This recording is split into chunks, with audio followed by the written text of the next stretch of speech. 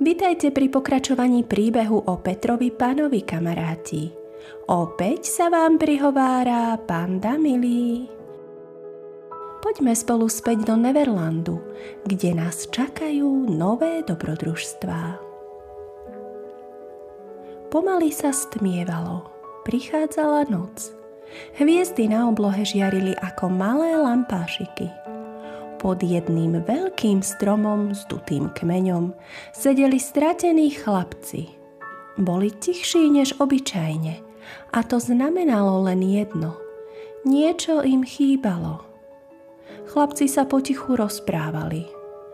Myslíte, že sa ešte vrátia? Wendy a Peter? Chýbali im rozprávky, ktoré im rozprávala Wendy. Chýbali im bláznivé Petrove nápady. Ale v tom zašuchotalo lístie a niečo sa pohlo medzi papradím. Karli vyskočil. Počujete to? Niekto ide! Spoza stromov sa zrazu vynorili postavy. Boli to Wendy a Peter. Hneď sa zvítali s chlapcami. Ahojte chalani, sme späť doma. Večer si všetci posadali okolo svetielkujúceho ohníka a Wendy opäť rozprávala svoje čarovné príbehy. A tak noc plynula ako sen.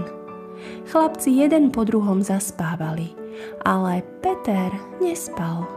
Sedel potichu pri vchode s hlavou opretou o stenu a počúval, ako Neverland dýcha. A potom si sám pre seba zašepkal. Sme spolu a to je všetko, čo potrebujem. Nasledujúce ráno sa chlapci hrali na vojakov a pirátov. Lúka sa premenila na boisko, kríky boli pevnosti a stromy strážne veže. Peter švihol mečom z konára. Všetky jednotky do pozoru! Nepriateľ sa blíži. Piráti na obzore. Zo severu. Chlapci nadšene bežali. K zbraniam. A tak sa začala veľká bitka o lúku. Drevené meče svišťali vzduchom, listy lietali a všetci kričali, smiali sa a padali na zem ako skutoční hrdinovia. Nikto netušil, že len pár krokov od nich, za hustým lesom, niekto skutočný sliedi. Uprostred smiechu a hier sa na okraji lesa myhli tiene. Nikto ich nevidel, ale boli tam. Piráti. A počuli, ako Wendy zavolala. Chlapci, dosť už! Poďte domov, obed je hotový. Dvaja húkoví piráti, Smee a Starkey, sa skrývali v papradí. A keď videli deti vchádzať do veľkého dutého stromu, pochopili. Smee sa obrátil na Starkeyho. Starkey, počul si to? Počul si to však? Počul. Wendy ich zavolala rovno domov. Vidíš ten dutý strom? To bude ono. To musí byť vchod do ich tajnej skrýše. Našli sme ich skrýšu. Poďme to rýchlo povedať kapitánovi. A tak sa piráti potichu vykradli z lesa a bežali späť k pobrežiu, kde v zálive čakala ich pirátska loď. Piráti dobehli na palubu a Smee celý zadýchaný spustil. Kapitán Hook, máme novinky, horúce ako kotol plný rumu. Hook sa na ňo ani nepozrel. Ak to nie je o Petrovi Pánovi, Smee, tak za mnou ani nechoď. Rovno vyskoč do mora. Kým Smee chytil dých, pokračoval Starkey. Našli sme to, pane, jeho skrýša. ich tajných domov. Wendy ich volala a oni vliezli do veľkého stromu. Videli sme to na vlastné oči. Húk sa zastavil, pomaly sa otočil.